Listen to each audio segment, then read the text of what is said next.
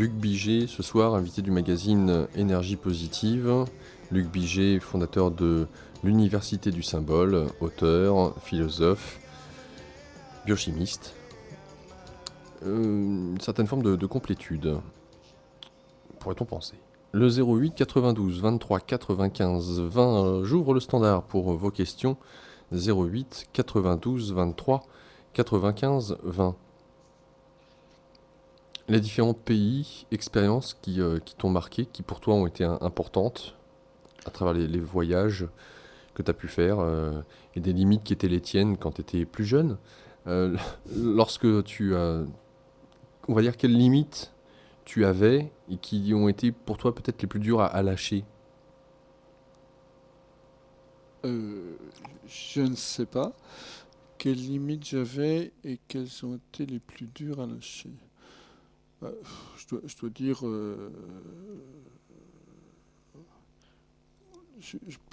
plus j'ai grandi, plus j'étais content de grandir. J'ai aucune nostalgie de l'enfance, ni même de l'adolescence. Donc j'ai envie de dire, j'avais plutôt hâte d'être grand en fait. Donc quelle limite j'en ai aucune idée, je suis incapable de répondre à cette question. D'accord. Quels pays alors pour toi ont été les plus... Quand je dis pays, c'est pas tant le pays, c'est peut-être les rencontres, la culture, le chemin. Bah, il y a deux pays, en plus du désert hein, qu'on évoquait tout à l'heure, mais donc, qui était en fait le désert au sud du Maroc, hein, proche de l'Algérie. Il y a deux pays qui m'ont marqué, c'est l'Inde où je suis allé plusieurs fois et l'Amérique du Sud, mais surtout le Brésil. Alors on commence par l'Inde si tu veux bien. Qu'est-ce qui t'a interpellé quand tu as mis le pied sur le territoire indien? Hmm. Euh, alors l'Inde, c'est intéressant quand on va dans des ashrams, mais c'est vraiment une terre spirituelle. Il y a une atmosphère très particulière. Alors on aime ou on n'aime pas tout de suite et on est rejeté ou on est happé par l'Inde. C'est très, très spécial. Alors c'est vrai que quand on est dans les grandes villes, c'est quasiment insupportable parce que c'est très pollué, ça grouille, il y a du monde partout, il y a du bruit, bref, c'est l'enfer. Je me souviens, j'étais avec un swami en Inde un jour, on se promenait à Chennai, à Madras, ensemble. L'air est bleu, hein, tellement c'est pollué. Et lui, il respirait à plein poumon et tout allait bien pour lui. Moi, je toussais, j'avais peine à suivre. Enfin bon, je sais pas comment ils font, ils sont habitués à tout ça. Donc, non, ce qui m'a surtout marqué en Inde, c'est les deux ou trois ashrams où je suis allé, et notamment un personnage qui n'est pas du tout connu, qui s'appelle Sri Lakshmanacharya, on l'appelle parfois Little Sai Baba là-bas, parce qu'il fait des matérialisations hein, comme Sai Tu l'as Baba. vu faire? J'ai vu faire, oui, oui, oui, il fait ce qu'on appelle la vibhuti, hein. C'est-à-dire un jour, j'avais demandé, j'étais le seul occidental dans son ashram parce qu'il y avait 4 personnes, c'était très petit. Et, euh, et j'avais demandé de me donner des cours. Alors je lui ai demandé, Could you give me enlightenment? Euh, il m'a dit oui, oui, oui, oui, pas de problème. Revenez demain matin à 7 heures. Alors pour les auditeurs qui parlent pas anglais, pouvez-vous me donner l'éveil, hein? Oui, comment il s'appelait ça? Moksha, la libération. Et donc, revenez demain matin à 7 heures. J'arrive le lendemain matin à 7 heures dans sa salle. Personne, je vois personne de la journée. Puis après, je le revois, il parle normalement et tout ça. Donc en fait, il s'est rien passé, évidemment. Et puis quand même un jour, il m'a donné quelques cours, quelques enseignements, il parlait anglais. Bon. Et, et, euh, Et je me retourne, je vois. Alors, il commence en anglais, en fait, et au bout d'un moment, je vois qu'il change, il parle je sais plus le nom de la langue locale indienne, peu importe. Et je me retourne, je vois 20 personnes derrière moi, toutes assises en train de l'écouter. Bon, je comprenais plus rien du coup. Et donc, j'étais en train de regarder mes notes, je sais pas quoi. Il y a quelqu'un qui me tape sur l'épaule derrière moi et qui me fait, tiens, regarde. Alors, il était en train, alors je peux pas le mimer parce qu'on est à la radio, mais il était en train de faire un geste et il ouvre les mains et il y a de la poudre qui apparaît dans ses mains, qu'on appelle la vibhuti, c'est-à-dire cette poudre en fait que les Indiens se mettent sur le troisième œil, à la racine du front, mais qui n'est pas celle qu'on trouve, on peut l'acheter, hein, on peut la trouver dans des magasins, qui est faite soit à partir d'un minéral concassé, soit à partir d'une plante ou de couleur. Mais là, il a vraiment manifesté à partir de sa main. Et je lui ai demandé, bah, comment vous faites ça? Ah, il m'a dit, c'est des lois supranaturelles. C'est des lois supranaturelles. Et donc j'en ai conservé un peu. Voilà. Mais Tu l'as pas fait analyser des fois, en fait. ben, en fait, ouais, si, je voulais la faire analyser et comparer à de la vibhuti qu'on achète dans le supermarché, mais je l'ai donné à quelqu'un qui devait faire l'analyse, qui l'a jamais fait. Enfin bref, donc ça c'est dommage, ça c'est un peu perdu. Mais je voulais le faire analyser. Ouais. Et tu Et l'as donc pas. cet homme a passé 10 ans ou 12 ans en fait de sa vie à méditer seul dans les Himalayas. J'ai vu des photos de lui. Et après, il est revenu éveillé, évidemment, avec ce qu'on appelle des siddhas, des pouvoirs, qu'il utilise très peu. Et il disait aussi, ah, au début, je faisais beaucoup de petits miracles, comme ça, de matérialisation, mais il ne faut pas abuser des lois supranaturelles. Donc maintenant, j'en fais beaucoup moins. Ce qui m'a frappé, c'est la facilité avec laquelle il fait ça. Lui, c'est complètement naturel. Et voilà, il manifeste des choses comme ça.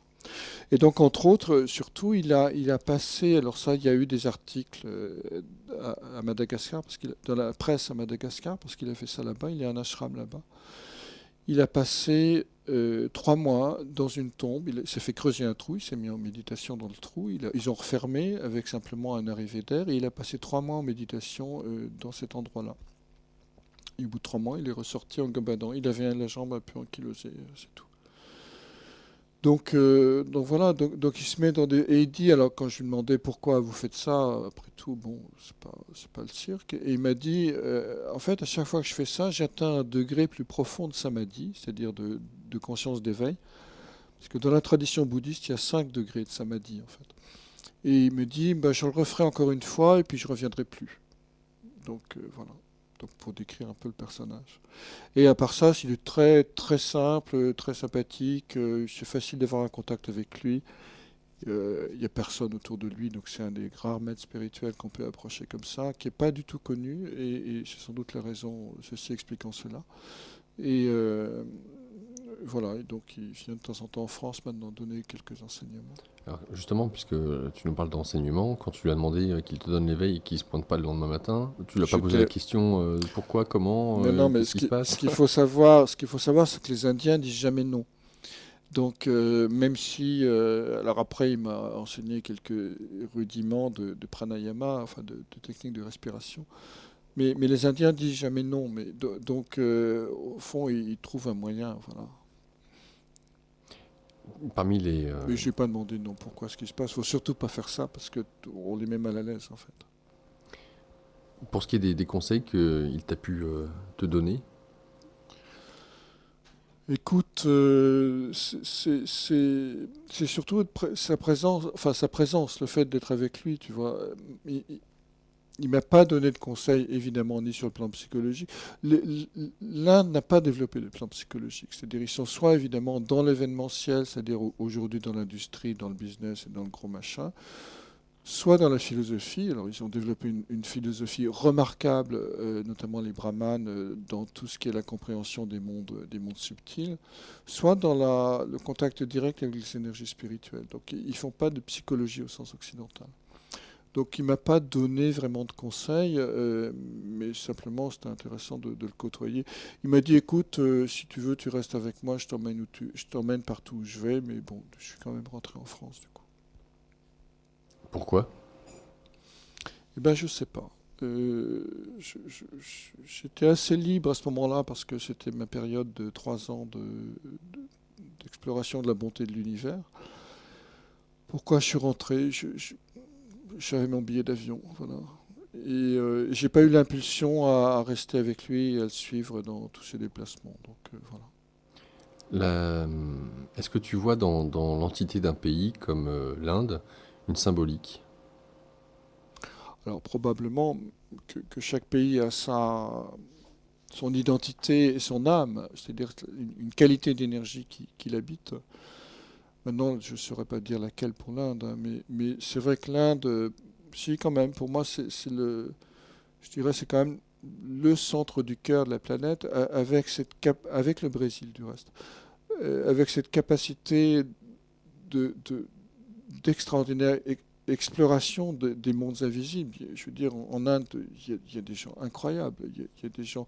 C'est un ami qui connaît très bien l'Inde qui m'a raconté ça, qui a été Sanyasine, c'est en robe orange, hein. Pendant 12 ans, il a exploré l'Inde.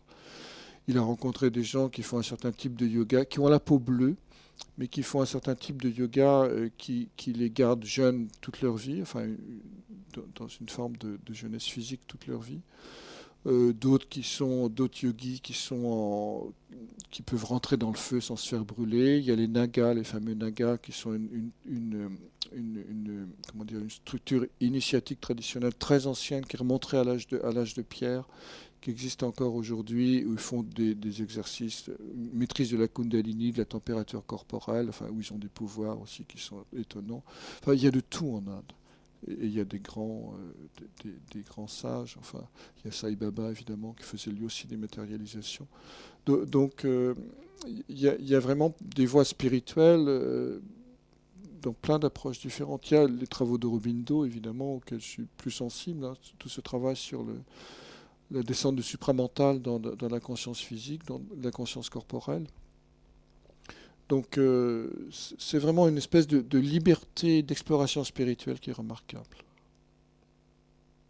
À quel moment tu t'es intéressé à tout ce qui a trait justement à, j'allais dire, à la spiritualité? Est-ce que pour toi, de s'intéresser à l'astrologie, à la symbolique, est forcément lié à la voie du développement personnel, de la connaissance du soi, de la spiritualité? Après, on lui donne les noms qu'on veut, qu'importe. Oui, oui, oui, bah, très tôt, en même temps qu'à 14 ans, ou même avant, j'en sais rien, mais c'était un peu consubstantiel, c'est-à-dire si je me souviens quand j'étais beaucoup plus jeune, j'écrivais, j'ai toujours voulu écrire, mais je savais pas quoi, donc à l'époque je savais pas quoi. Et donc j'écrivais une espèce de journal intime, mais qui était plus des réflexions déjà un peu philosophiques. J'avais fait partagé ma page en deux, et à droite j'avais mis les raisons pour que Dieu existe, et à gauche les raisons pour que Dieu n'existe pas. Donc c'était un peu, voilà, j'ai toujours eu ce questionnement aussi lointain que je me souvienne. Donc c'est de lecture en même temps. Quand tu nous parles de Shiro Mido, tu l'as pas connu Ah personnellement. non, non, ben il est mort en Voilà. 1950, Aurobindo. Saprem, je sais pas. Saprem, je ne l'ai pas rencontré non plus. Il est mort il n'y a pas très longtemps, mais je ne l'ai jamais rencontré. J'ai rencontré des gens, mais en France, qui ont connu et Saprem et Mère, mais non, c'était une autre génération. Des livres qui ont été laissés, on parle du supramental, de la mémoire cellulaire. Oui. Lorsque tu nous parles de l'Inde, tu nous parles des différents types de rencontres que l'on peut faire dans le cadre de cette connaissance du soi. Euh, Est-ce que tu t'es plié, puisque tu parlais d'ashram, à certaines pratiques euh, yogiques ou autres? Qu'est-ce que tu en as fait aujourd'hui, si tu l'as Non, exercé? non, non. La seule pratique que je pratique vraiment, c'est la méditation tous les jours, le matin et le soir. Euh, mais j'ai pas de pratique yogique parce que je suis un peu rétif aux techniques. Je n'arrive pas à m'imposer une technique. Alors, pour des raisons peut-être, sans doute d'ailleurs, je n'arrive pas à me discipliner là-dessus. Et aussi pour des raisons un peu théoriques, c'est-à-dire euh, créer une technique, c'est rentrer dans l'empreinte, dans un moule qui est celui de la technique. Et le corps va rentrer dans ce moule-là, du fait de la pratique. Et du coup, on se ferme à l'immense. Donc, je préfère méditer, alors, mais méditation sur le rien, justement, sur le vide, sur l'absence, sur l'ouverture, ce qu'on pourrait appeler le yoga de l'abandon. Enfin, comment il s'appelait Charles Berner appelait le yoga de l'abandon, qui est un yoga d'ouverture totale, mais sans technique, qu'elle soit respiratoire ou d'exercice de yoga, enfin d'asana, autre chose comme ça. Pourtant, il faut peut-être une certaine volonté pour méditer matin et soir. Alors il faut une volonté pour se mettre en route. C'est-à-dire pour créer le champ morphogénétique de la méditation, pour dire ça comme ça. Mais après, ça devient un besoin. Ça devient un besoin, ça devient une nécessité, ça devient un ressourcement. Et maintenant, la méditation s'impose à moi à certains moments de la journée. Donc c'est une nécessité c'est une présence qui vient et qui fait que la méditation se met en place. Combien de fois t'es parti en Inde? Oh, peut-être 5, 6, 7 fois, quelque chose comme ça. Aussi bien le nord que le sud? Non, surtout le sud, donc le Kerala et le Tamil Nadu. Je suis allé une fois au nord, lors d'une Kumbh Mela, c'est-à-dire cette grande fête qui réunit des millions de personnes, où tous les yogis sortent où toutes les écoles spirituelles sortent de leur montagne. Euh, il y a une chose qui m'a beaucoup touché dans le nord, je suis allé sur le tombeau de Mahananda Mahi. Et là, c'est absolument remarquable. Enfin, avant d'arriver, je sentais des vagues d'amour qui circulaient, qui m'emportaient. Ça m'a beaucoup, beaucoup touché, ce personnage. Elle est dans une. Enfin, ce que je sentais d'elle, c'est elle est vraiment. Elle est encore présente là-bas, évidemment. Enfin, son énergie est toujours présente. Et dans son samadhi, enfin, son tombeau. Et il y a des vagues d'amour, il y a une espèce d'ouverture et d'infini de présence de douceur et de bonté qui est incroyable. Tu as été voir Amma? Non, je ne suis pas allé voir Amma. Non. Pourquoi? Elle est dans le sud du sud. Ouais. Parce que j'étais dans d'autres endroits et que je l'ai rencontrée en France, Amma, lorsqu'elle vient près de Paris. Mais ça m'a moins touché, je dois dire, que Nanda Mahi. Pour ce qui est du Brésil, pourquoi l'Amérique du Sud? Ah bah c'est autre chose. L'Inde, c'est une terre où il y a toute une tradition d'éveil, c'est-à-dire de contact conscient avec les mondes, avec la surconscience, on va dire ça comme ça, alors que le Brésil, c'est une terre chamanique. Et le Brésil, le Pérou, je suis allé dans les deux, mais je préfère de loin le Brésil. Euh, alors le travail chamanique, c'est un peu autre chose, enfin tel que je perçois en tout cas. C'est une exploration par la conscience, à l'aide de plantes comme l'ayahuasca, en réalité de qui on est. C'est-à-dire on ne rencontre jamais que soi-même quand on travaille avec l'ayahuasca. Avec ses peurs, avec ses angoisses. J'ai vu un jour toutes les ruses de l'ego, c'est assez fascinant. L'ego, enfin en tout cas le mien, puisque je voyais que le mien, quand on le fait sortir par la porte, il rentre par la fenêtre. Tous ces systèmes de justification, de ruse pour rester en place, ça m'a quand même bluffé. Et à d'autres moments, je suis devenu enfin, certains animaux comme le loup ou le serpent. Enfin, bon, on fait des expériences, ou l'expérience de la plante, ça c'était très étonnant, toujours avec l'ayahuasca. Euh, je me souviens, j'étais près d'une rivière, et à côté il y avait un arbuste. Il y a plein de rivières au Brésil. Et, euh, et je suis devenu le végétal de la planète. En percevant exactement la puissance de vie, la puissance de renouvellement du végétal, que c'est le corps sensible de la planète en fait. Et depuis ce jour, j'hésite à enlever les mauvaises herbes parce que dans mon jardin, dans la Drôme, parce que il y a un rapport sacré qui s'est établi avec les plantes, qui a complètement changé. Donc en fait, tout ça, c'est des substances. C'est une liane. Enfin, c'est deux produits, l'ayahuasca, mais peu importe. C'est des substances qui ouvrent la conscience, en fait, et qui l'élargissent au non-moi, et qui l'élargissent à cette capacité qu'a l'être humain, avec ou sans produits psychotropes du reste, de contacter l'inconscient des autres règnes, règne animal et règne végétal. C'est cette capacité qu'a l'être humain et que les autres règnes n'ont pas, de changer d'égrégore, de changer de... Par exemple, un animal ne peut pas contacter le règne végétal, Par contre, un être humain, il peut contacter l'inconscient du groupe humain, bien sûr, mais aussi l'inconscient de l'animal et l'inconscient du végétal, voire du minéral. Donc ce sont des aides à l'ouverture de la conscience et à l'exploration de ces autres mondes.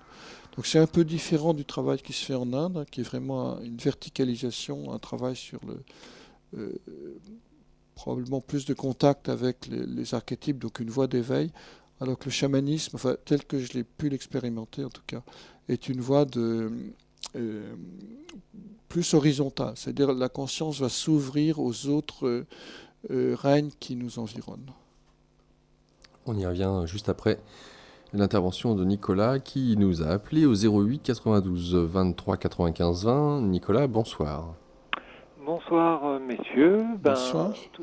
Tout d'abord, merci pour cette soirée forte, enrichissante. Alors, je voulais vous poser quelques questions. Alors, Laurent, prends des notes, comme ça je vais les balancer, tu les mettras dans l'ordre, parce que j'ai les mains prises, donc je ne vais pas pouvoir rester trop longtemps au téléphone. Donc, je voulais que vous nous parliez dans un premier temps, si vous avez des films qui vous ont marqué sur la symbolique, des films assez symboliques, assez forts qui vous ont marqué, touché. Donc ça c'est la première question. Deuxième question, on est l'année du serpent pour l'astrologie chinoise. Est-ce que vous pouvez nous parler de ce signe, le serpent, chez les Chinois et dans le symbolisme? Et par la même occasion, si vous avez des tuyaux sur les autres astrologies qui sont l'astrologie celte sur les arbres, l'astrologie arabe aussi, avec d'autres symboles. Donc ça c'est la deuxième chapitre. Troisième chapitre, est-ce que vous pouvez nous parler de la symbolique de la vie de couple? Bon, je ne vais pas m'insérer dans votre vie privée, mais vous avez l'air d'être assez solitaire, donc quel est le symbole et le cheminement du couple, de l'homme et de la femme? Voilà. Et quatrième et dernier chapitre que j'aimerais que vous nous symbolisez, c'est cette fameuse ère du Verseau qu'on entend un peu partout. Donc, qu'est-ce qu'elle représente pour vous? Comment la ressentez-vous? Et est-ce qu'on y est? Voilà.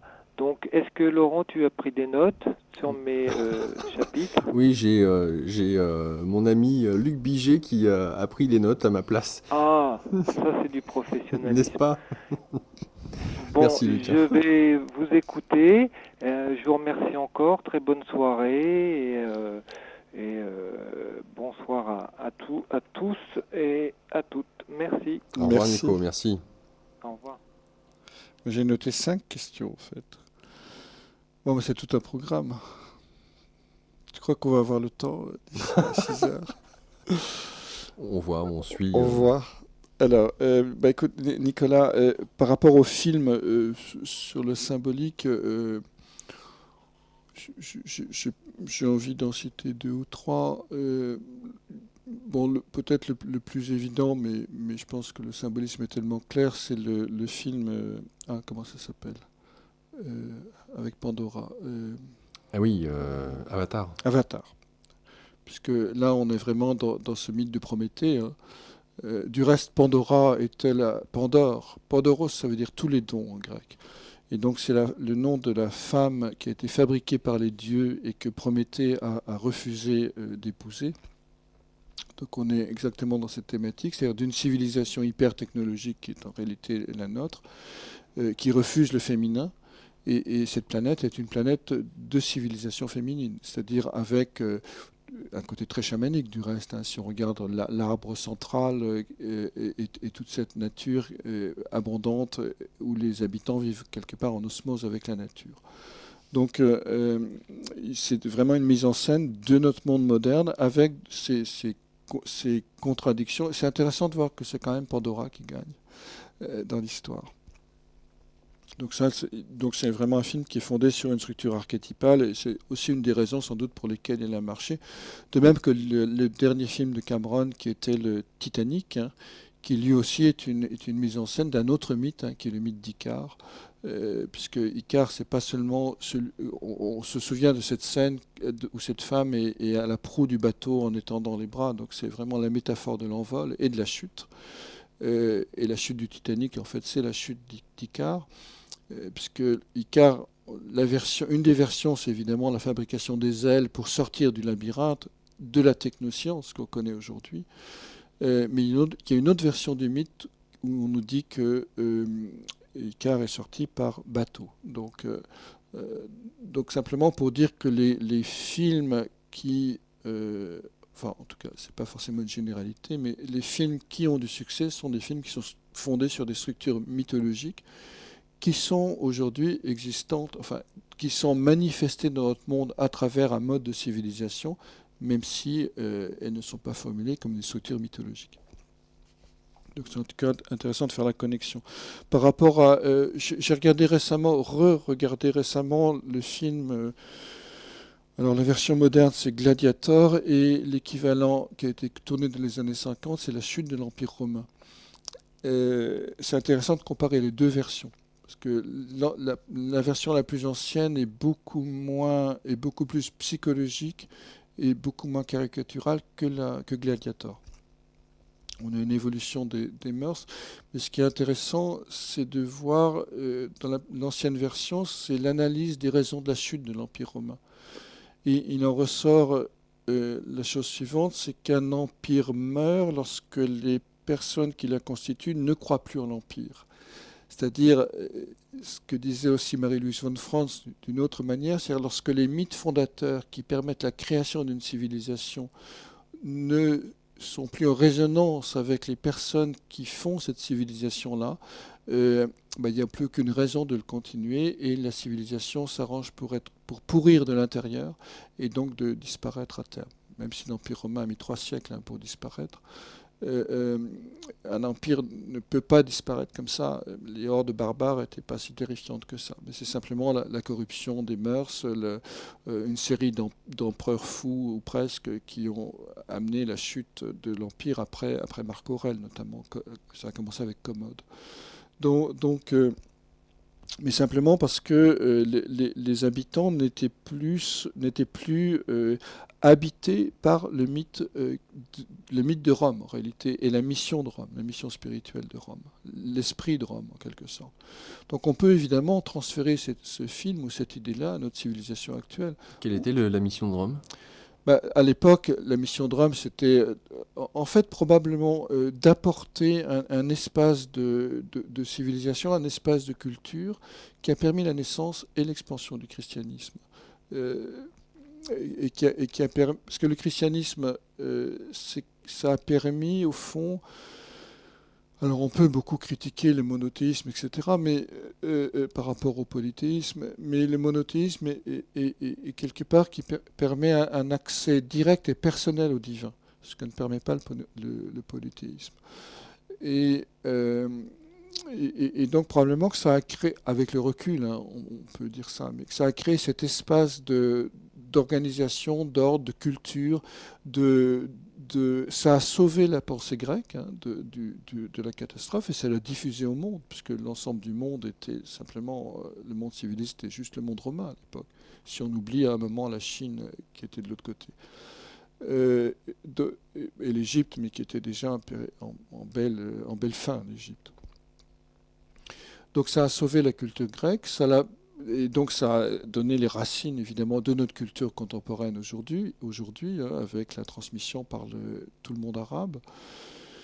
Mais surtout créer cet espace de-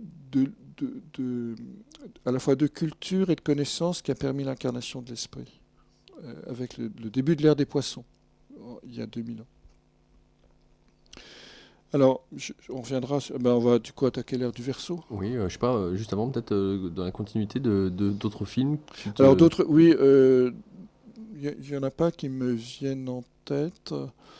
Euh, voilà. Non, spontanément, j'en ai pas d'autres. Matrix, Le Seigneur des Anneaux, Oui, alors il y a Star Matrix. Alors Star Wars, oui. Alors Star Wars, ce qui m'a toujours frappé, c'est que le déséquilibre perdure. Ben oui, parce que dans les suites, en fait, Star Wars était fondé, les premiers en tout cas, c'était fondé sur l'équilibre de la force. Or, l'équilibre de la force n'a pas été, comment dirais-je, remis en place du fait de la, de Dark Vador qui passe du côté de l'asservissement. Et donc c'est assez symptomatique parce qu'aujourd'hui la force est toujours déséquilibrée. Je trouve que c'est intéressant que les films suivants n'aient pas repris cette thématique de l'équilibre de la force pour retrouver l'harmonie de la grande démocratie intergalactique que l'on connaissait dans le tout premier film. Oui. Ouais, ouais. Et que même Luke Skywalker, c'est un genou voilà, qui fait ce qu'il peut, mais en fait il ne peut pas grand-chose par rapport au premier Jedi. Donc on est vraiment dans une dégradation de l'archétype, une dégradation de l'idée. Ou un renouveau peut-être, avec Luke qui reconnecte sa sœur, Leia, et avec eux deux, peut-être les derniers représentants de ce que pourraient être les Jedi, dans l'ordre des Jedi, de pouvoir faire une renaissance de l'ordre. Oui, oui. Moi, enfin, je trouve que les films sont devenus plus technologiques, je dirais. L'accent a été mis sur les deux robots, a été mis sur l'étoile de la mort, toutes ces choses. Bon, qui est de la grosse artillerie américaine mise à la sauce intergalactique, mais je veux dire, ça n'apporte plus rien. On est plus dans cette idée géniale qui était de dire, voilà, l'équilibre de l'univers dépend de l'équilibre entre le visible et l'invisible. Et après, l'ordre des Jedi n'a jamais été reconstruit. Donc, je trouve que c'est dommage, on a perdu quelque chose d'un peu fondamental là-dessus. Mais qui est l'image, évidemment, de notre culture, c'est-à-dire la fascination pour le monde technologique et les avions intergalactiques qui se tirent dessus nous prive de justement du contact avec la force, c'est-à-dire avec ce monde de la pressante présence du monde invisible. Oui, mais elle est là, sous-jacente, elle est cachée. Et elle reste sous-jacente, oui. Elle reste sous-jacente, absolument. Mais elle n'intervient plus dans l'organisation du monde. Tout à fait. Matrix et Le Seigneur des Anneaux, si tu les as vus? Alors Matrix, je ne les ai pas tous vus, donc puis je me souviens plus suffisamment. Seigneur des Anneaux, honnêtement, j'ai pas aimé le film parce que je trouve qu'il y a trop de bagarres et trop d'effets spéciaux par rapport au livre, donc j'en parlerai mal. Donc l'ère du Verseau? Alors l'ère du Verseau, alors il y a des raisons astronomiques pour expliquer le passage d'une ère à une autre. C'est simplement, je vais essayer de le faire simple. C'est ce qu'on appelle le mouvement de la précession des équinoxes. La Terre tourne comme une toupie, tourne sur elle-même comme une toupie, et si on regarde comment fonctionne une toupie, l'axe des pôles de la toupie se déplace lentement et forme un cône dans le sens inverse de sa rotation. Donc la Terre, elle fonctionne exactement comme ça. En d'autres termes, l'axe des pôles, nord-sud, se déplace par rapport aux étoiles fixes. Ce qui fait que l'équateur céleste, c'est-à-dire la projection de l'équateur terrestre sur le ciel, se déplace aussi. Et donc du coup, l'origine du zodiaque change. Elle fait une boucle complète en 26 000 ans à peu près. Donc tous les 2160 ans, l'origine du zodiaque se déplace de 30 degrés par rapport aux étoiles, par rapport aux constellations. Donc pour le faire simple, il y a 2000 ans, le 21 mars, le soleil se levait au début des poissons. Mais du fait de ce phénomène astronomique, aujourd'hui, le soleil, le 21 mars, va se lever au début du signe du Verseau, qui est le signe qui est juste avant. Donc tous les 2160 ans, on change d'ère zodiacale. Donc ça, c'est la définition astronomique. Maintenant, sur le plan symbolique, alors c'est assez facile de comprendre l'ère des poissons, parce qu'elle a commencé avec le christianisme, en fait, dont le symbole est le poisson, pêcheur d'âme, et en même temps, le symbole du Christ, c'est le poisson également. Par contre, si on prend un cycle de 2160 ans, ça veut dire qu'on rentre à peu près dans l'ère du Verseau, mais on n'a pas la date précise. Alors, suivant les auteurs, certains le mettent au début de la Révolution française, d'autres le mettent en 1960, parce qu'on avait un amas de planètes en Verseau à ce moment-là, février 1960, et d'autres le mettent seulement en 2100. Donc, vous voyez qu'on a un écart quand même assez important. Alors, la symbolique de l'ère du Verseau, on peut la lire. Autant le poisson est lié à la compassion, est lié à l'ouverture de l'amour, est lié au mélange des peuples, des civilisations et des gens, avec les excès évidemment du poisson, qui est le fanatisme, qui est la tolérance religieuse, qui est on confond l'amour émotionnel avec l'amour compassionnel, donc du coup on arrive à toutes les déviations. Mais l'ère du Verseau, c'est pareil, on peut la lire sur plusieurs niveaux. Et donc le signe du Verseau, c'est un signe d'air, donc lié au mental, lié à la pensée, lié au mythe de Prométhée, donc lié à l'invention, à la découverte, lié au mythe du progrès. Mais c'est un signe. Le Verseau, c'est un introverti qui fait de l'extraversion, et c'est un individualiste qui fait du social. Donc chaque signe est le lieu d'un paradoxe. Mais le paradoxe du Verseau, c'est ça, c'est-à-dire d'être à la fois très personnel et de penser le bien de l'humanité. Donc on a effectivement une belle image du Verseau avec Internet, par exemple, hein, où on est à la fois dans sa chambre ou dans son bureau, donc dans sa propre bulle, et on communique avec le reste de l'humanité. Donc négativement, ça veut dire, dans la version basse du symbole, c'est l'excès d'individualisme qui mène vers une espèce d'écartèlement, d'explosion et de déluge en réalité. Et positivement, c'est une conscience de groupe qui se met en place, une conscience d'âme, une conscience collective, mais qui n'est pas émotionnelle, qui est fondée sur le sens d'un destin partagé, c'est-à-dire des familles d'âmes qui se mettent en place, dont de plus en plus de personnes deviennent conscientes dans leur vie personnelle.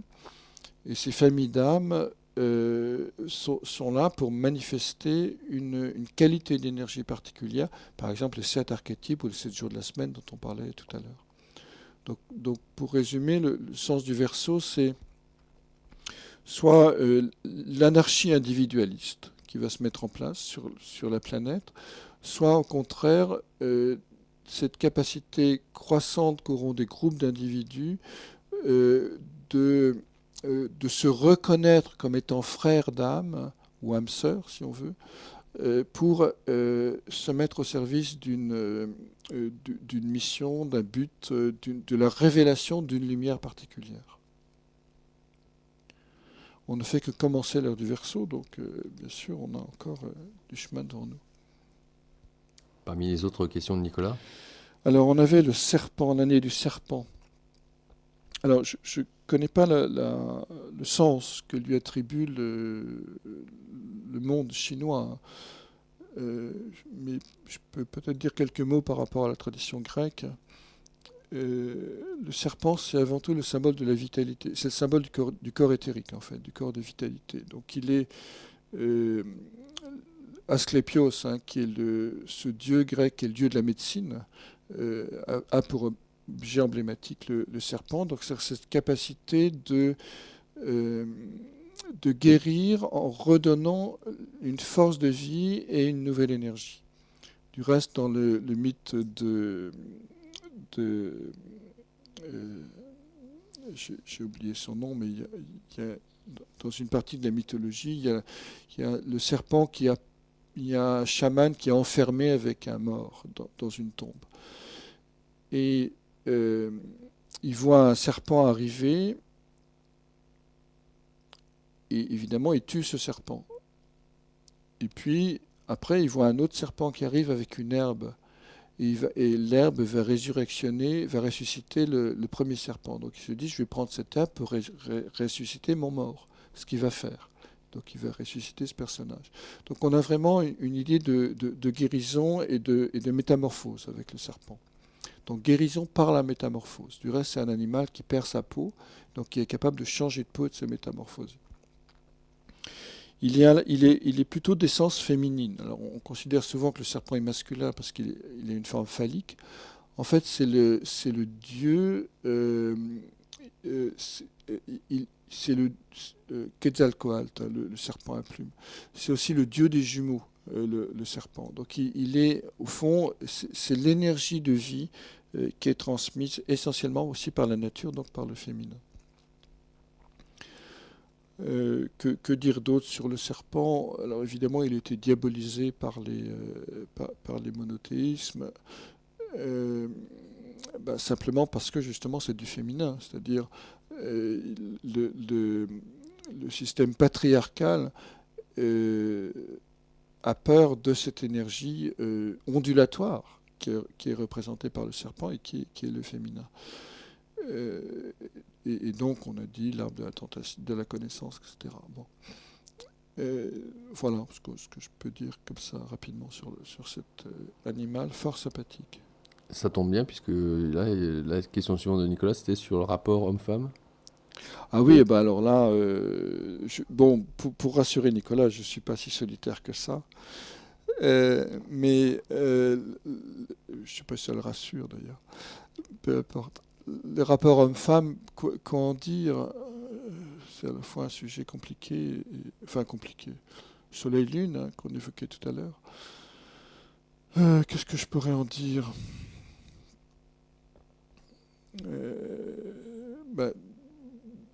Déjà que ce serait plus juste de parler de rapport masculin-féminin, anima-animus, puisque chacun porte en soi évidemment ces deux dimensions.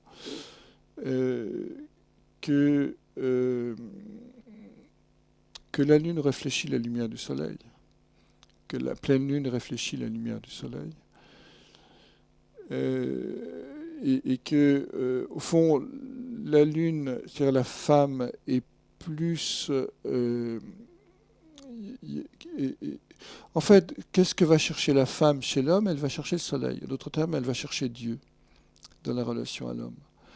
Et je ne parle pas sur le plan psychologique, je parle sur le plan mythologique. Elle va chercher la transcendance en réalité. Et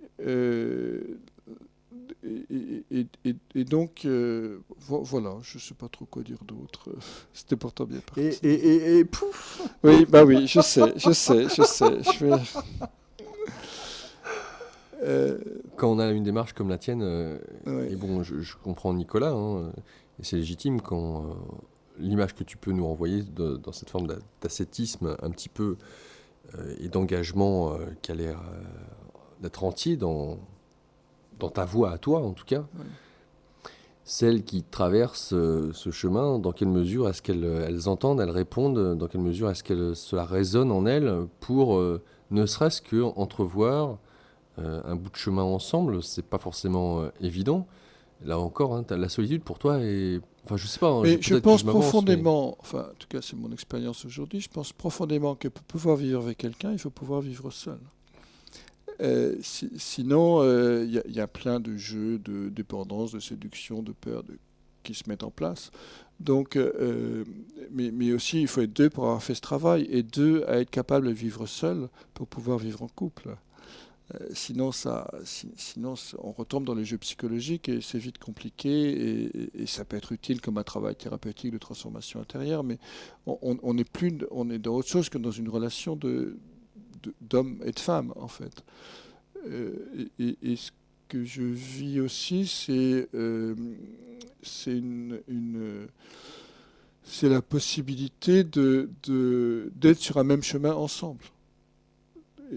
Mais en même temps, chacun dans sa manière de le faire, mais c'est intéressant d'avoir par exemple, en méditation, je veux dire, il m'arrive de méditer en couple assez souvent, et le fait que l'un et l'autre aient les mêmes perceptions dans la méditation, évidemment, ça conforte la vérité des perceptions. Donc voilà, donc c'est une espèce de compagnonnage sur un même chemin, tout en ayant chacun sa propre démarche intérieure. L'intérêt?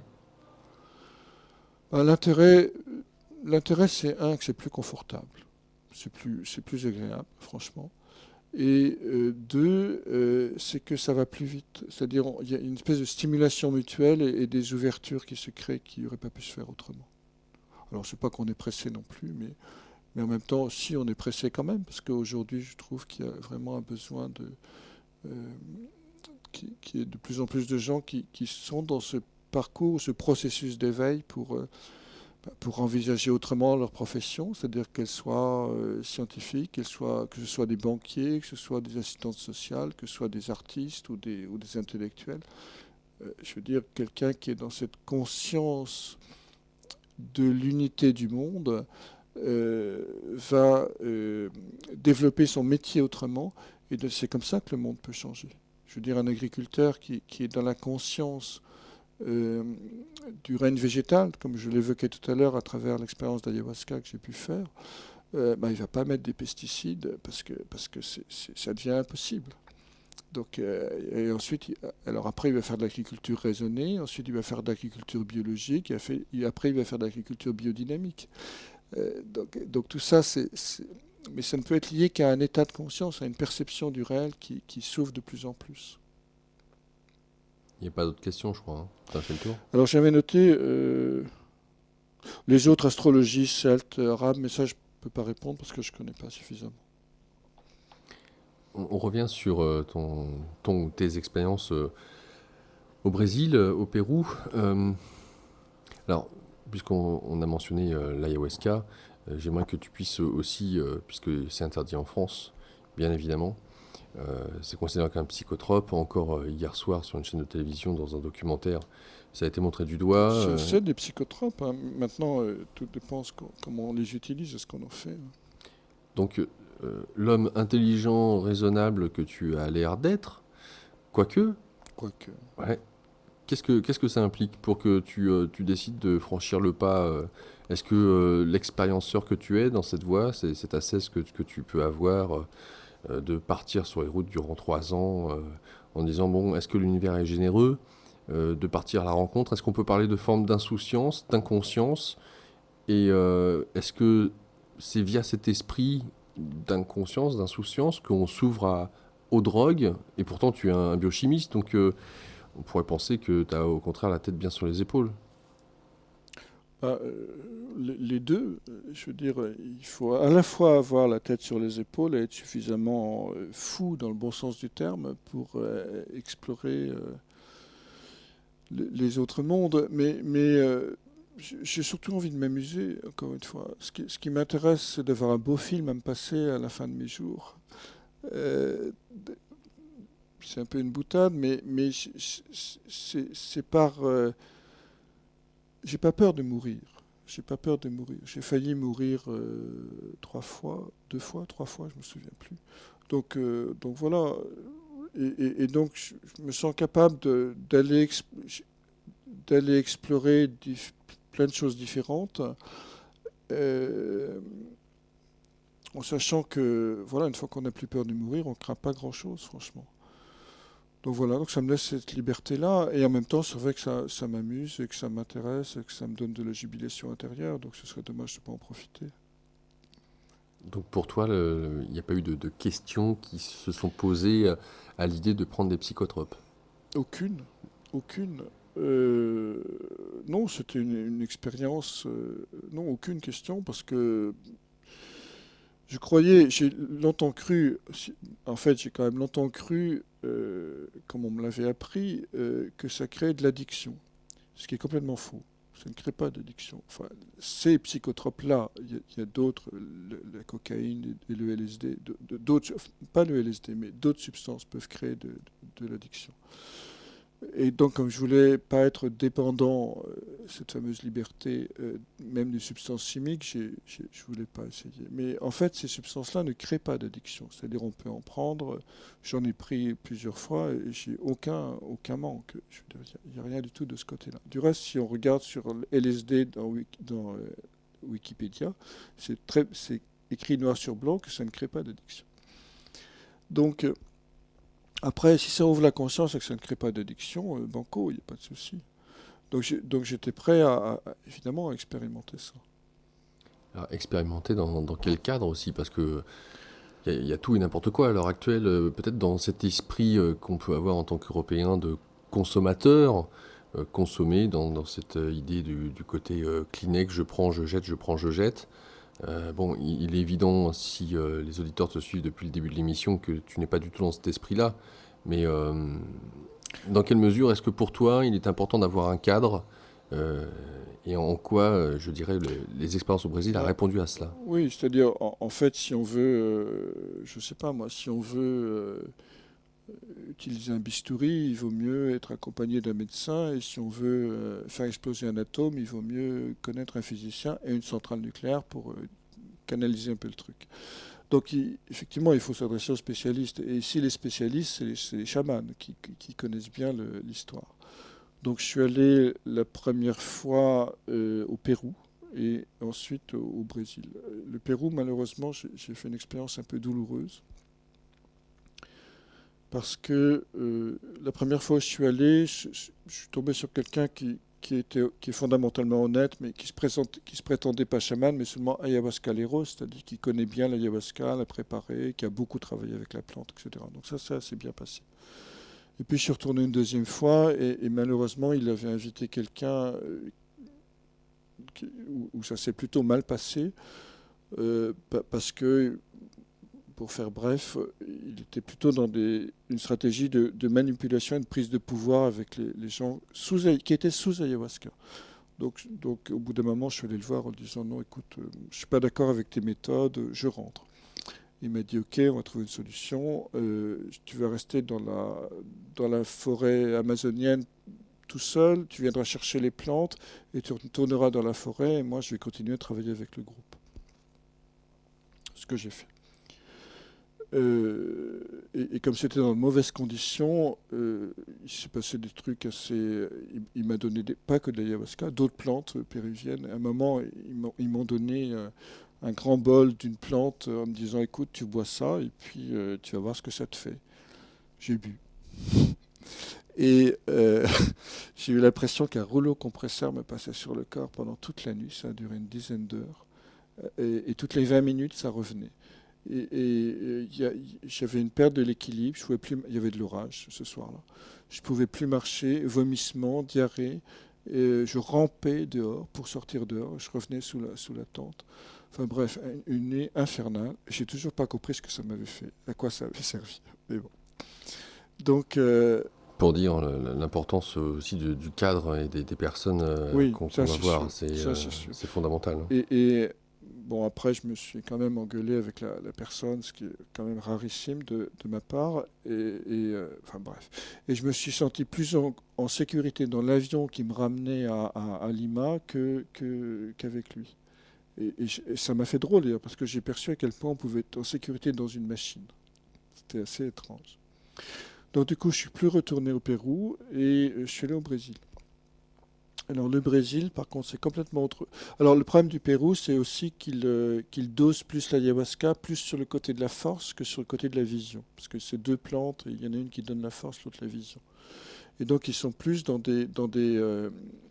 vouloir se prouver que c'est des grands chamans, etc. Donc ils sont plus dans le pouvoir, en fait. C'est des luttes de pouvoir entre les chamans là-bas. Enfin, ceux que j'ai rencontrés, en tout cas. Pas forcément tous, évidemment. Alors qu'au Brésil, j'ai trouvé qu'ils étaient plus dans la joie, dans le partage, dans un vrai syncrétisme spirituel. Et là, c'était beaucoup plus en toute sécurité, dans des endroits merveilleux, notamment au nord de Brasilia, sur le plateau où il y a 4000 cascades, dans des choses totalement vierges encore, où il n'y a quasiment personne.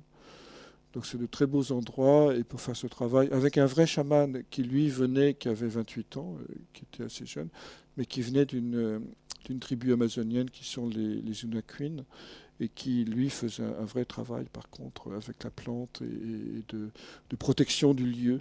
C'est important de protéger le lieu contre les mauvais esprits, en tout cas ils disent les mauvais esprits, mais les énergies qui traînent, de savoir gérer les gens qui sont là et de leur permettre la métamorphose et le travail intérieur de tout ce qui se dégage, mettre en place une conscience de groupe, connaître évidemment les chants et les rythmes de tambour qui vont avec.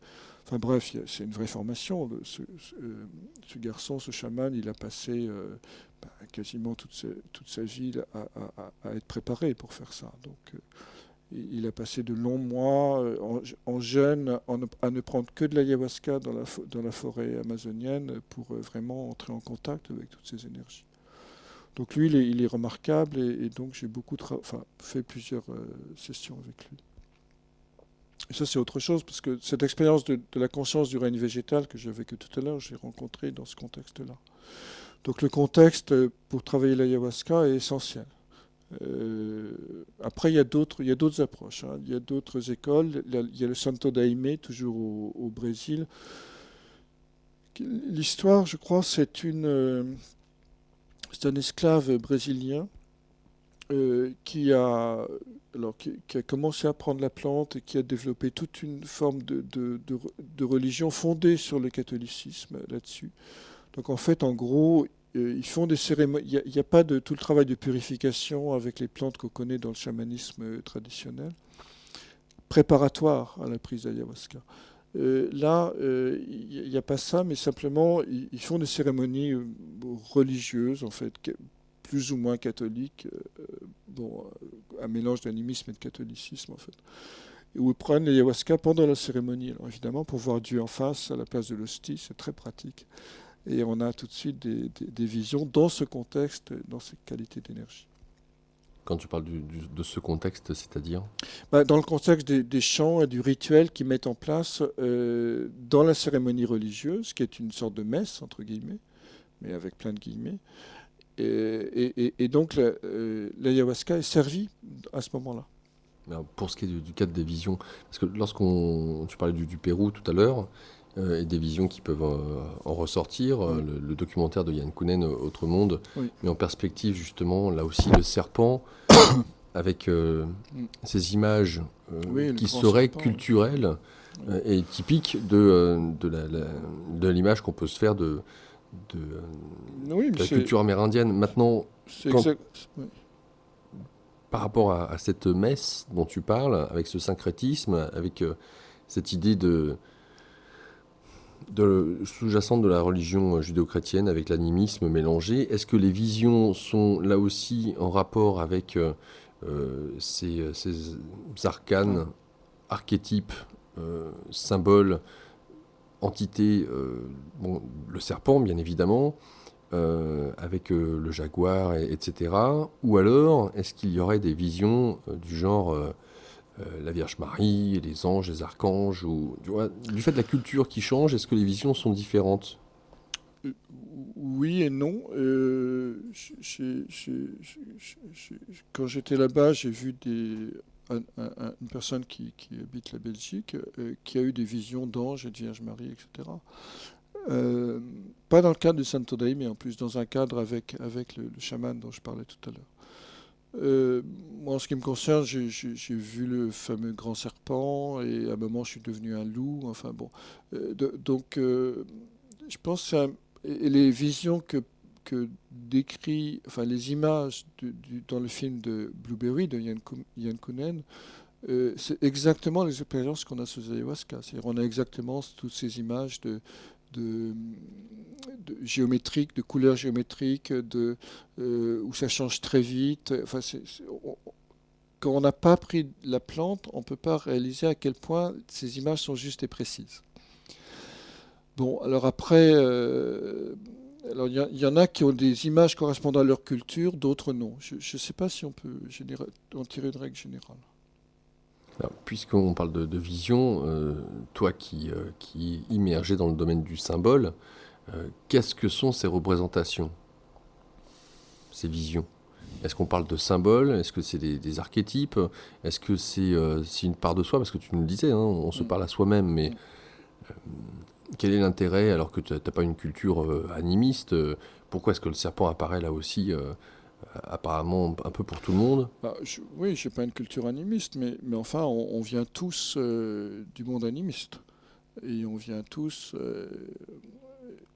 je veux dire, il y a une culture générale de l'humanité qui est animiste, bon, qui a été celte pour nous, mais qui est quand même dans l'animisme, et qui ensuite a été focalisée sur le christianisme, ensuite sur l'athéisme, et voilà.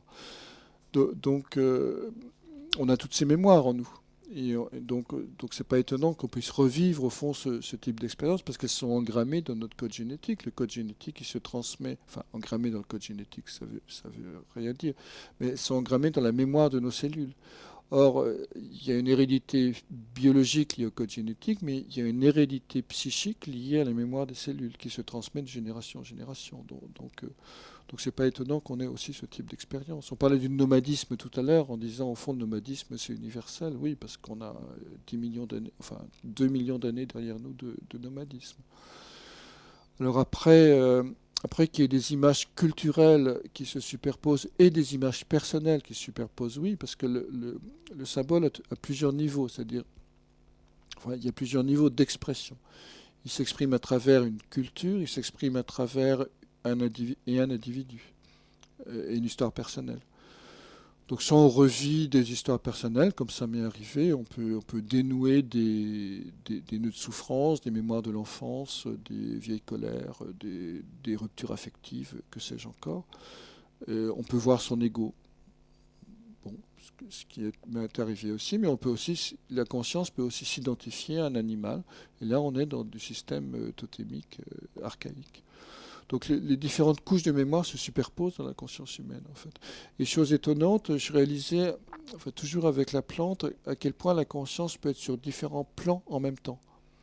À un certain moment, j'étais conscient, comme on était en groupe et qu'il fallait rentrer à une certaine heure, qu'il fallait rentrer à l'heure, donc une conscience objective. J'étais en même temps conscient de l'esprit de la plante, et puis conscient de la totalité de la nature autour de moi. Donc il y avait trois niveaux de conscience. Et en même temps, un quatrième niveau de conscience qui disait, ouais, je suis conscient de tout ça en même temps. Donc c'est très étrange, cette superposition des plans qui se mélangent en même temps. Alors, qu'est-ce que ça a pu, j'allais dire, t'apprendre sur toi-même? Parce que voir son ego, c'est une chose. Tu parles de libérer certaines mémoires cellulaires sur des névroses qu'on peut avoir, donc un travail que l'on peut faire pour C'est un vrai travail thérapeutique, en fait. Voilà, c'est pour ça qu'on parle de médecine hein, Ouais. aussi. Hein. C'est des plantes sacrées, c'est des plantes médecine et des plantes sacrées, oui. Tu mentionnes que ton rapport aux plantes a radicalement changé, enfin À la radicalement en tout cas, nature, oui. ouais, à la nature. Quand je dis aux plantes, c'est effectivement par rapport à ces mauvaises herbes de ton jardin que tu hésites même maintenant à... Oui, parce que... Bon, je les enlève quand même. Mais bon. Le regard que tu portes sur j'allais dire le vivant, Ouais. donc extérieur à toi, à ta propre personne, dans quelle mesure est-ce que ces expériences avec les psychotropes, voire toutes les autres de tes méditations, de tes retraites dans le désert ou en forêt ou que sais-je, le fait de marcher comme ça sur les routes, dans quelle mesure est-ce que ton rapport donc à la nature, et quand je dis la nature, j'entends l'être humain y compris, les différents règnes y compris, a été amené à... Comment est-ce que je pourrais dire ça? J'allais dire évoluer, à s'élargir. Exemple, ton rapport à la nourriture. Si tu me parles de ton rapport aux plantes qui a évolué, qu'est-ce que ça implique? Comment est-ce que je pourrais dire ça? C'est pas évident. On parle encore une fois de la théorie et de la pratique. D'accord? Ce que tu avais pu lire au préalable, auparavant, sur le rapport à la nature, sur la symbolique de la nature, sur le fait que cette nature nous représente donc l'aspect féminin, nous représente dans une certaine mesure une partie de nous-mêmes, extérieure certes, mais une partie de nous-mêmes, et que, quand bien même tu avais cette compréhension intellectuelle, ce n'est pas pour autant que peut-être tu t'es arrêté de manger de la viande ou que tu t'es arrêté de désherber pour autant. Tu vois ce que je veux dire? Euh, Cependant, avec ces différentes pratiques, ton rapport au réel, enfin au réel, ou à la nature en l'occurrence, a changé. Il est à la fois devenu plus sensible et plus simple. Plus sensible, c'est à la fois un avantage et un inconvénient. C'est-à-dire, plus sensible, ça veut dire que je suis de plus en plus sensible aux atmosphères des lieux, aux gens qui m'entourent et à la présence de la nature, c'est-à-dire du vivant. Et, euh, et évidemment, nos villes sont des poubelles psychiques, hein, donc c'est extrêmement douloureux. Moi, je peux pas rester. Aujourd'hui, je peux plus rester plus d'une semaine à Paris. Parce que je sens trop, c'est trop de lourdeur, trop de choses compliquées, trop de choses désagréables, qui sont vécues comme désagréables, en tout Et cas. tu peux pas fermer la porte, j'allais dire. Et je peux pas fermer la porte. C'est pour Pourquoi? ça, pourquoi, je sais pas, en tout cas c'est comme ça.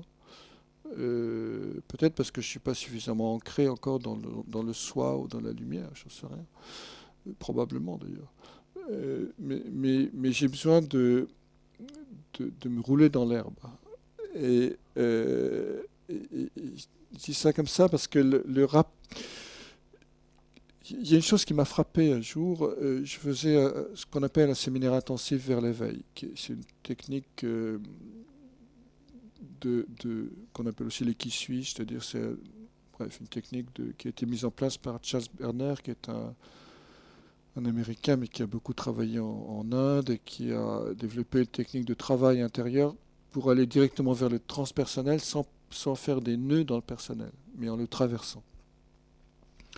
Et un jour, en faisant ce séminaire qui devait durer 4 ou 5 jours, au milieu du séminaire, je vois une herbe, une fleur, un pissenlit, je crois, quelque chose comme ça. Et j'ai été frappé par la vérité du pissenlit. C'est-à-dire, le pissenlit ou la fleur ou le brin d'herbe est dans sa nature de brin d'herbe. Et, et comparativement à tous les êtres humains avec qui j'étais, mais on peut malheureusement généraliser, c'est-à-dire les êtres humains ne sont pas dans leur nature d'être humain. Ils ne sont pas dans la vérité comme l'est le pissenlit dans sa vérité de pissenlit. Et ça m'a vraiment frappé. Et c'est pour ça que la nature me régénère. C'est-à-dire, ou être avec quelqu'un qui est dans sa vérité, ça nous régénère tout de suite. C'est la même chose. C'est-à-dire qu'il est dans sa nature d'être humain jusqu'au bout de ses faiblesses. Non pas dans un idéal surhumain de sainteté, mais simplement qui est dans la simplicité de ses faiblesses, de ses fragilités, de sa justesse. Et ça régénère complètement. Et donc, j'ai envie de dire, malheureusement, je sens de manière viscérale, de manière dans mon corps, lorsque les gens qui m'entourent ne sont pas dans leur vérité. Et ça me fait fuir, ou ça me plombe, comme on voudra, ou les deux. C'est pour ça que j'ai besoin de repartir de temps en temps dans la nature. Donc ça a ouvert, pour répondre à ta question, toutes ces expériences ont ouvert cette sensibilité-là. Et puis aussi, je crois, une plus grande simplicité par rapport à moi-même, parce qu'au fond, plus je me sens près de moi-même, plus je rentre dans cette simplicité. Donc ça a servi à ça, tout ça. En plus de ce côté jubilatoire dont je parlais tout à l'heure. Le 08 92 23 95 20, je le rappelle, pour poser vos questions à Luc Biget, ce soir invité du magazine Énergie Positive.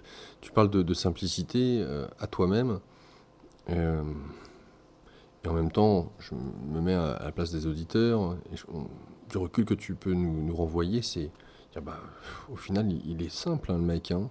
Il ne faut pas grand-chose, il parcourt les routes, il marche, il se balade dans les déserts, dans les forêts, il parcourt le monde, il informe les gens sur l'astrologie, sur le symbole. Oui, oui, effectivement, il a l'air de se marrer et pas de se prendre la tête. Donc, qu'est-ce que ça éveille pour toi, la simplicité? Ça veut dire quoi, la simplicité d'être soi? C'est une question, ça avec quoi la simplicité d'être soi? Je ne sais pas quoi répondre. C'est de l'ordre d'une évidence. Donc, ce qui est de l'ordre de l'évidence a du mal à être formulé en mots. Euh, voilà, c'est de l'ordre d'une évidence. C'est quelque chose qui est, je sais pas quoi, c'est l'évidence d'être avec soi. Il y a pas de, il peut pas y avoir d'explication. De même que l'évidence du choix qui n'en est pas un. Qu'est-ce que tu veux dire? Ah oui, oui, oui. J'aime bien ce que disaient les philosophes grecs. Ils disaient en substance la chose suivante. Notre, notre, euh, notre vraie liberté, c'est notre liberté d'accomplir notre destin. Alors on en revient au destin. Pour toi, le destin, c'est quoi? Le destin, c'est quoi? C'est l'inconnu. Et c'est s'ouvrir à l'inconnu chaque jour et à chaque instant. Et euh, c'est d'accepter d'être le fil, c'est-à-dire de suivre un parcours de vie qui va participer au tissage du grand dessin de la toile cosmique, ou du grand tapis cosmique. C'est une image qui est souvent reprise, hein, le tapis cosmique. Et donc simplement d'accomplir sa fonction de fil qui va participer avec d'autres fils à la révélation du dessin de S-E-I-N, qui est en fait la marque du destin. Est-ce que le fil en question a le choix? Oui, on a toujours le choix. On a toujours le choix, bien sûr. Mais si on chausse du 42 et que on peut toujours essayer de marcher dans des chaussures qui font du 41 ou du 43, mais ce sera moins confortable. Donc c'est toujours plus confortable d'oser suivre le fil de son destin. Le 08 92 23 95 20, Pascal avec nous. Pascal, bonjour. Oui, bonjour à vous deux et à toutes les personnes qui écoutent. C'est du bonheur de vous écouter, quoi.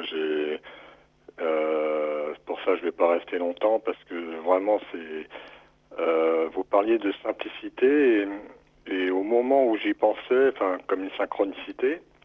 Vous avez parlé tous les deux, et c'est vrai que vous êtes dans la simplicité, dans ce que je ressens, et enfin moi c'est un petit peu mon parcours aussi, c'est de s'abandonner, en fait, comme vous disiez très justement tout à l'heure, il y a beaucoup de choses comme ça où je vous rejoins, enfin des choses que je ressens aussi, on pense trop, c'est pas la peine de penser. Et vous avez, et ce que je trouve, et ce qui vraiment ce qui fait du bien à vous entendre, et ce que je ressens, c'est que vous faites confiance à la vie, c'est-à-dire bon moi j'ai 50 ans, j'ai mon petit parcours, voilà, une recherche spirituelle, et plus ça va, plus c'est vrai, j'abandonne ma vie dans la vie, c'est-à-dire de faire confiance à l'univers, qui pour moi, enfin, je n'ai pas de vérité, mais mon ressenti, c'est que la vie, l'univers, c'est que de l'amour. On baigne dans la lumière invisible, enfin. Et chez vous, voilà, vraiment, ce qui me fait du bien, ce que je ressens, c'est, vous avez un très beau parcours, un grand parcours, et vous êtes dans cette humilité, cette simplicité, et on sent que vous êtes en unité avec l'univers, c'est-à-dire qu'en fait, tout va bien et vous faites confiance, vous parliez de ça tout à l'heure, voilà, de ne pas penser, de faire confiance, vous parliez aussi de la bonté de l'univers.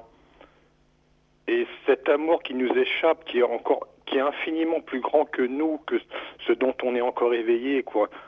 Ce potentiel dont on est tellement loin de cet amour, c'est immense, et voilà, vous intellectualisez pas. Il y a une grande intelligence chez vous, mais vous n'intellectualisez pas. Et c'est en ça, je trouve que, pour moi, j'ai ce ressenti aussi, vous êtes dans le vrai, et ça fait du bien de vous entendre, et puis je pense, il y a d'autres personnes aussi comme moi, on se rejoint dans cette... voilà, quoi, s'abandonner. Moi, tous les jours, mes méditations et mes prières, c'est Mère divine, puisque je préfère mettre au féminin sacré. Et je me dis, je m'abandonne en toi, Mère divine. Et puis, voilà, ne plus trop demander, plus dans la gratitude. Je vous écoute depuis le début. Et vraiment, voilà, parce qu'il y a des gens qui parlent de spiritualité beaucoup avec le mental, la tête, c'est très limite, c'est très formaté, très... Et entendre des gens comme vous qui est simplement dans l'être, ça fait du bien, quoi. On sent que là, on touche le vrai. Voilà, je veux simplement vous dire ça, partager ça avec vous. Et que vous parliez de Amma, de féminin sacré, entre autres Amma. Il y a Mère Mira aussi, moi je pense que vous connaissez, je vais voir Amma tous les ans, puis j'ai été faire le darshan avec Mère Mira, qui m'a beaucoup touché aussi. Et on ressent beaucoup cette présence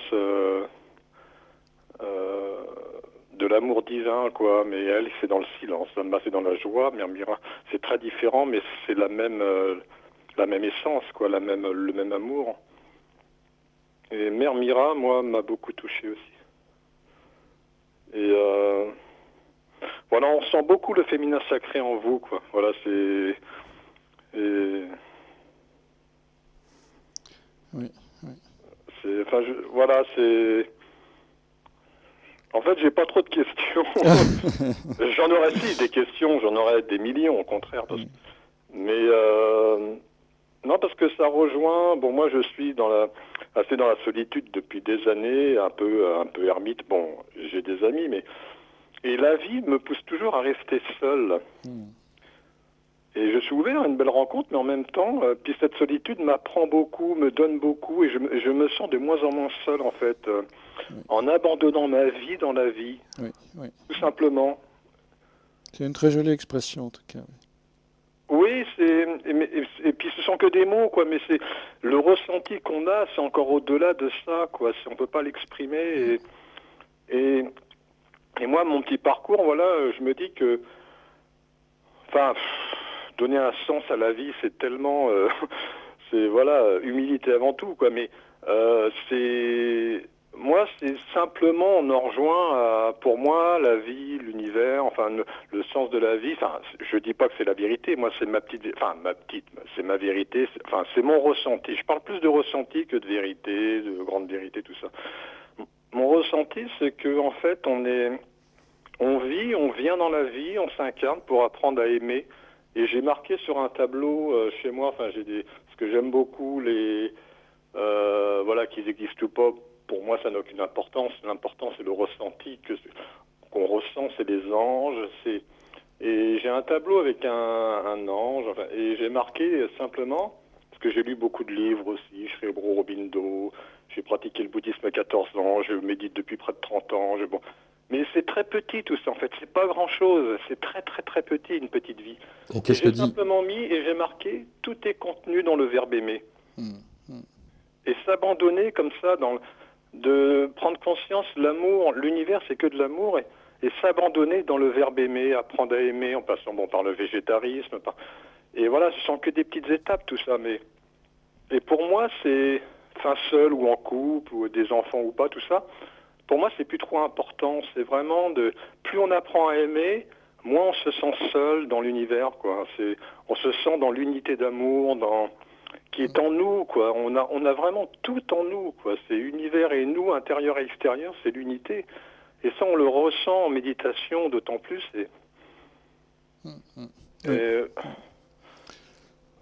Voilà, ma petite question, peut-être ce serait ça, c'est...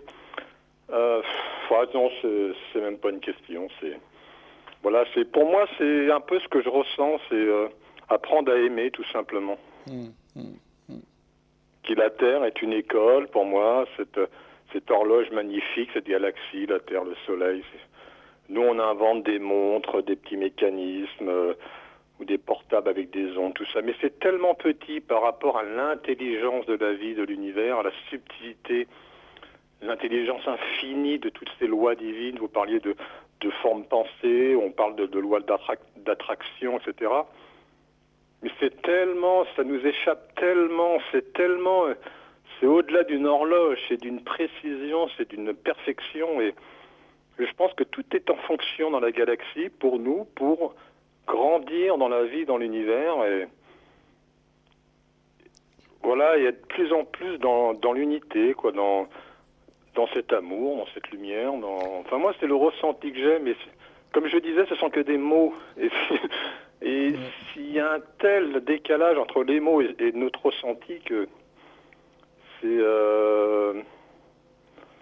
Oui, en même temps, les mots sont utiles dans la mesure où ils permettent de clarifier, c'est-à-dire le ressenti parfois peut être... soit il est unitaire, soit il est confusionnel, et des fois on a un peu de mal à faire la différence. En fait, si on regarde simplement la logique astrologique, on a trois voies d'éveil, en tout cas, ou trois types de contact avec le transpersonnel. On a Neptune, qui est l'amour universel dont vous parlez, qui est le grand champ de la compassion. On a aussi Uranus et Pluton. C'est-à-dire Uranus, c'est le contact avec les pensées platoniciennes. C'est-à-dire c'est le génie créateur, c'est celui qui va, comment dirais-je, qui va au contraire clarifier et différencier pour apporter la lumière. Et Pluton, c'est le rapport qui est plus difficile à comprendre avec la volonté spirituelle. Autrement dit, c'est cette capacité de détruire les formes, c'est-à-dire détruire la maya du monde pour que la vie puisse continuer à évoluer et à créer de nouvelles formes plus adaptées aux besoins de l'univers. Ah, d'accord. Donc on a une voie de... Enfin, si on est dans cette logique symbolique, en tout cas, on a une voie d'évolution qui est du côté de la pensée pure, mais qui n'a rien à voir avec l'abstraction et l'intellectualisme, mais qui est cette capacité comment dirais-je, d'être observateur par rapport à soi-même et de clarifier en permanence. Un petit peu le travail d'Alexandra David-Néel, si vous avez lu ses ouvrages. Oui, vous parlez de Mahananda Mayi. Et Ma, évidemment, elle est dans la voie neptunienne, c'est-à-dire dans ces incroyables ondes d'amour qui passent en permanence. Je ne me lasse pas de regarder ses photos. Merbira, Mahananda Mayi. Le regard, elle a un regard magnifique. Cette femme qui a une vie, une enfance très modeste, qui savait à peine, même pas écrire, Comme beaucoup de maîtres spirituels en Inde. Et c'est tellement beau, parce qu'on voit que l'essentiel, voilà, c'est pas l'intellect l'essentiel. En tout cas, dans cette voie-là, après il y a d'autres voies où l'intellect... comment dirais-je ? Oui, c'est un outil utile qui peut être bien, oui. C'est aussi une forme d'éveil. Il y a des pensées illuminatrices, il y a des pensées illuminantes. Merci Pascal. Un grand merci. En tout cas, je continue à vous écouter. Et puis, merci pour vos connaissances, tout ce que vous nous apportez. Et puis, merci pour votre vie, votre parcours. Et voilà, quoi, toute cette beauté que vous dégagez, cet amour. Merci beaucoup. Un grand, grand merci. Et puis à Laurent aussi. Et je vous écoute. Au revoir. Bonne fin de nuit à notre écoute. Au revoir. Le 08 92 23 95 20. Voilà, c'est une déclaration d'amour qui t'est faite, Luc. Je prends note. Ouais. Prendre. Bon, c'est un beau témoignage, en tout cas. Lorsque tu... ce que j'aimerais peut-être... bon, il n'y a peut-être rien à forcer non plus, mais je tourne autour du pot depuis tout à l'heure. Sur...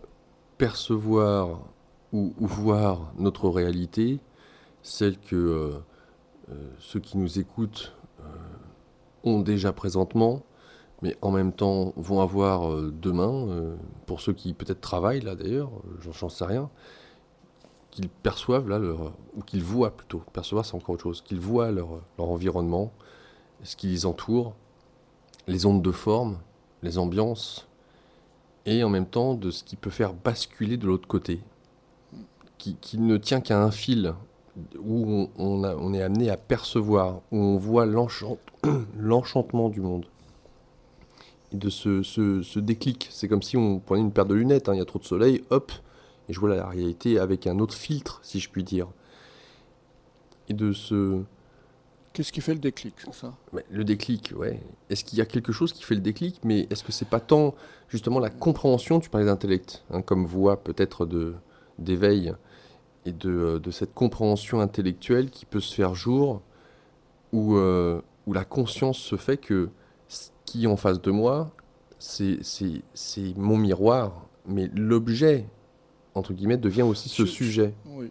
Je crois que l'intellect, il est important pour arriver après l'expérience, pour le clarifier, voir si on n'est pas dans le mirage, le recontextualiser, le relativiser, pas en faire une montagne métaphysique, etc. Par contre, si on regarde qu'est-ce qui met en route, c'est une question importante, et on peut se référer à la structure du conte de fées, telle qu'elle est décrite par exemple par Vladimir Propp. Ce qui met en route le héros dans les contes de fées, c'est la conscience du manque. Ou l'appel du roi. Donc l'appel du roi, c'est l'écoute de sa conscience, et la conscience du manque, c'est l'écoute de sa souffrance. Et c'est ça qui va mettre en route, en fait, très souvent. C'est-à-dire, on a l'impression que notre vie est vide, qu'il y a une espèce de... que quelque chose est absent, que le grand rêve qu'on a eu, ben, il rend la réalité dans laquelle on vit encore plus terne, etc. Donc c'est l'écoute de de ce manque-là, en fait, qui va mettre le héros en route et qui va lui faire commencer sa quête.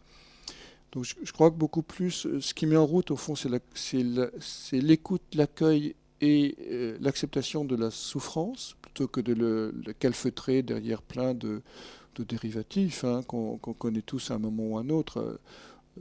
La télévision, le travail, l'alcool, que sais-je encore, peu importe. Donc tous ces systèmes qui fait qu'on cherche un confort psychologique pour fuir le lieu de manque, le lieu de vide. C'est ce vide, lorsqu'il est reconnu, qui va susciter un vrai désir. Et à ce moment-là, qui va nous mettre en route. Vers l'inconnu. Alors après, une des clés, enfin pour moi, une des clés, c'était c'était l'absence de peur de mourir. Et la peur de mourir, ben, c'est ce qu'on attache trop d'importance à soi-même, tout simplement. Et pourtant, tu avais un manque. Donc pour toi, c'était l'appel du roi? Oui, j'avais un manque, j'avais une quête de sens. J'avais une quête de sens, c'est-à-dire, j'ai beaucoup posé la question pourquoi. Pourquoi, voilà. Et donc, dans la question, quelle était la nature de la réalité, c'est aussi quel est le sens, qu'est-ce que ça veut dire. Mais au fond, il n'y a pas de réponse à la question du sens. Ou plutôt, il y a des réponses qui sont provisoires et qui nous aident à cheminer. Mais la réponse à... Ça, c'est un maître spirituel indien qui m'a dit ça un jour. La réponse à quel est le sens de la vie, la réponse, c'est la vie. Quel est le sens de la vie? C'est la vie, tout simplement. Et lorsqu'on contacte autrement dit, au-delà du monde du sens, il y a le monde de la vie pure. Et lorsqu'on contacte ce monde de la vie pure, ben on est dans l'éveil, la joie, et on n'a plus besoin de se poser des questions, on est dans la pure existence. Le 08 92 23 95 20, nous accueillons Myriam. Bonsoir Myriam. Ah oui, c'est là. Myriam. Je voulais vous poser une petite question. Comment dissocier la spiritualité de l'existence de Dieu? C'est tout. Comment dissocier la spiritualité de l'existence de Dieu? Oui, parce que souvent la quête de l'absolu, il y a des gens qui sont athées oui. et qui sont spirituels. Alors, oui. Je ne comprends pas comment ça peut exister. Et qu'est-ce que vous entendez par existence de Dieu? Vous vous référez par rapport à une religion particulière? Non, pas en dehors de toute religiosité. Hein, oui. Dieu, c'est tout, l'absolu. C'est vraiment une question de vocabulaire. Pour moi, il y a des gens qui ne croient pas en Dieu et qui font de la méditation, par exemple. Oui. Mais ça, je ne comprends pas. Bah, Je vais vous laisser alors. oui, non, mais votre question est intéressante. Euh, Après, il y a différents types de méditation, hein, bien sûr. Mais c'est une question intéressante parce que ça permet de faire la différence justement entre la prière et la méditation. Oui. Je vais vous laisser, excusez-moi. D'accord, Merci Myriam. merci. Parce que la prière, au fond, c'est une énergie, c'est une conscience qui part de l'homme et va vers le ciel, et va vers la transcendance. La méditation, c'est le mouvement inverse, c'est-à-dire c'est comment faire descendre la transcendance dans la conscience humaine, voire dans la conscience corporelle.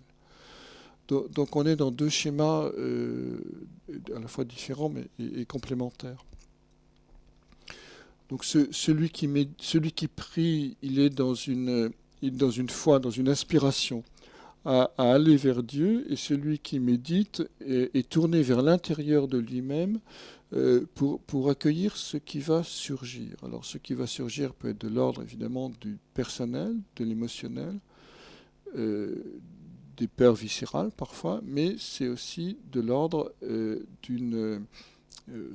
que Robideau appelait le supramental, ou de l'ordre d'une révélation parfois. Mais c'est vraiment faire passer à travers soi la présence des mondes invisibles. Alors après que ces mondes invisibles, qu'on les appelle des forces, des lumières, des anges, des dieux ou pas des dieux, je ne sais pas, je pense que la méditation est plus le fruit d'un travail d'une exploration intérieure,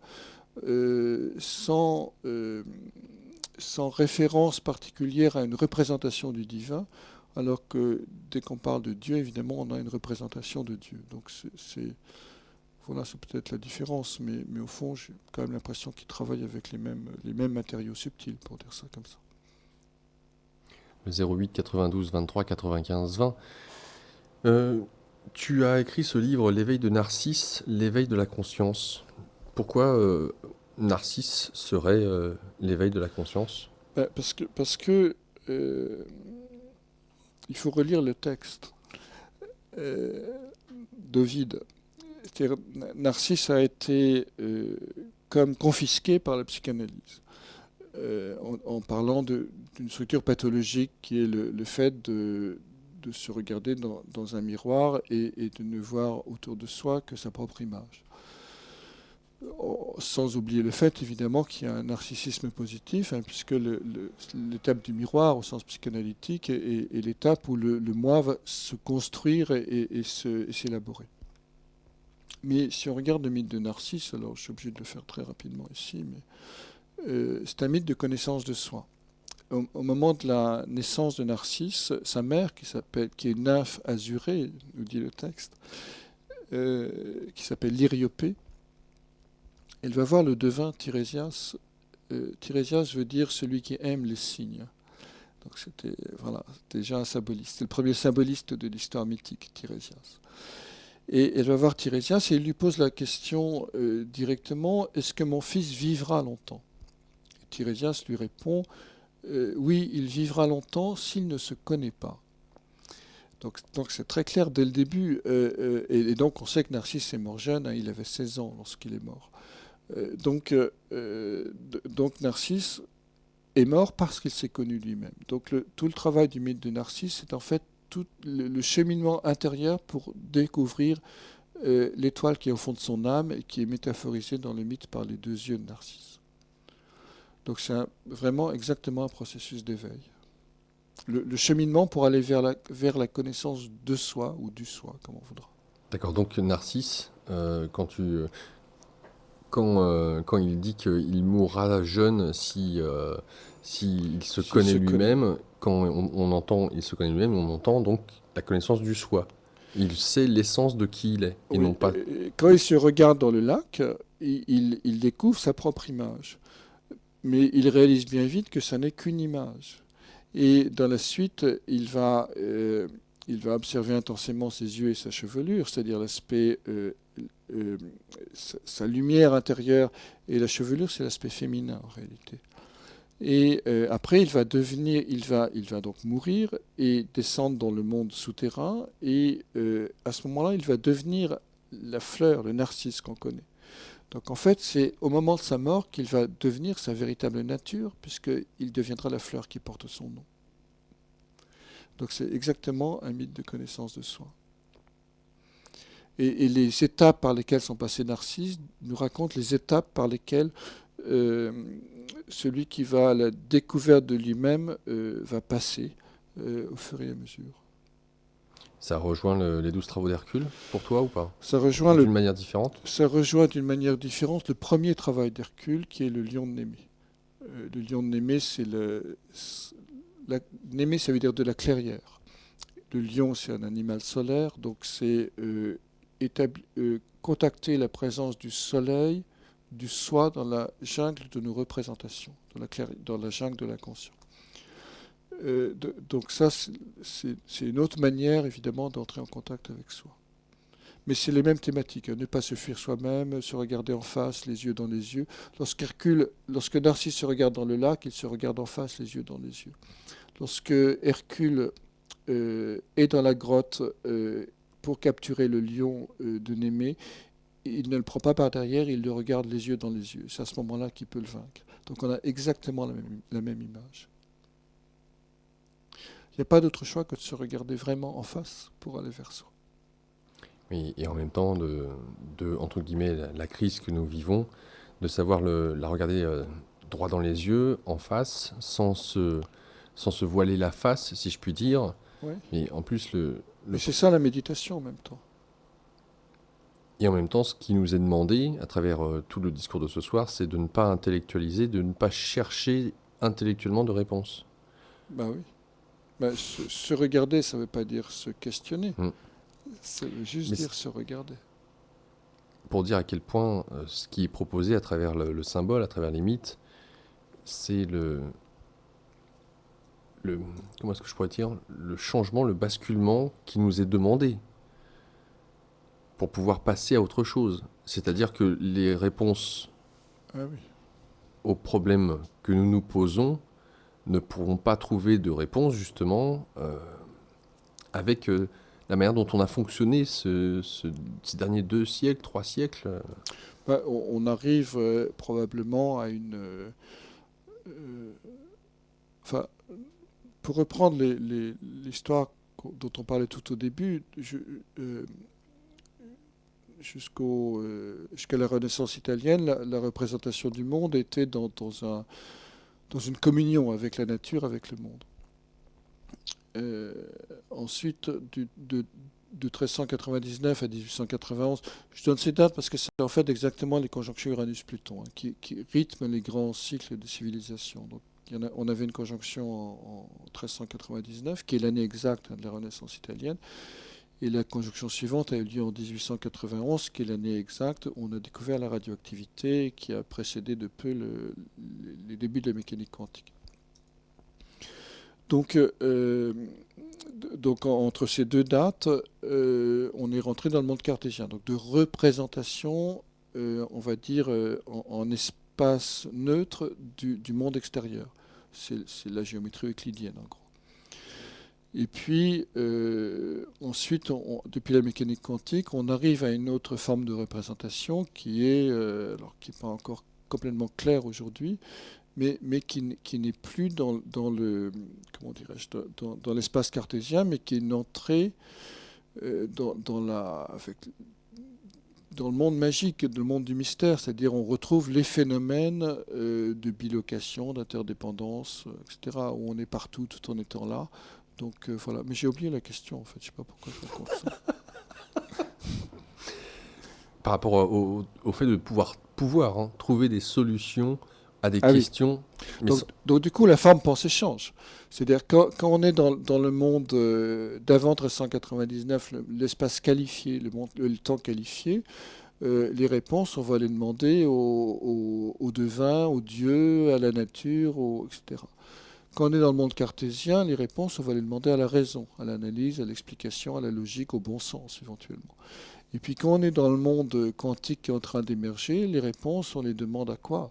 Voilà. Donc, mais on n'est plus dans le monde de la raison et on n'est plus dans le monde de ce qu'on appellerait aujourd'hui le monde de la superstition, mais qui est en fait le monde